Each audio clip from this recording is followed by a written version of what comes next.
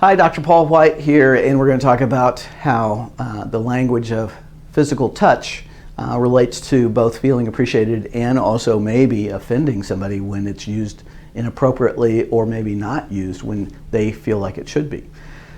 You may remember that physical touch is rarely anyone's primary language of appreciation in the majority culture in the US or Canada, but that's not true in other cultures or even in some other minority ethnic cultures in the US. Clearly our Latin American friends and Hispanics value touch, and other groups, the Italians and so forth, they like to hug, and in other cultures outside of North America, touch is very important. So, we don't want to overreact. I think probably in the US and Canada, the easiest way to offend somebody is to touch them when they don't want to be touched at all, or they don't want to be touched by you. So you have to remember that it's not just the action, but from whom it's coming.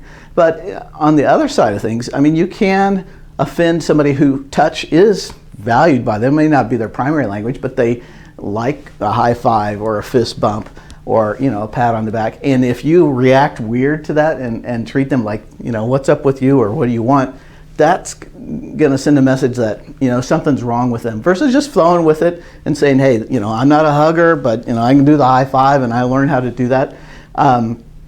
That's a better way to go about it. Just sort of flow with it versus, really reacting in a defensive way. Now, obviously, if somebody's inappropriately approaching you or touching you, whatever, clearly set the boundaries. There's no doubt about that. But just be aware that it is important, especially in a celebratory kind of way, it's spontaneous celebration, and you don't want to send the message that, you're strange, just keep away, because that really creates a barrier relationally. Be aware of other people's languages, and if in doubt, don't, or at least ask permission, and then things should go okay.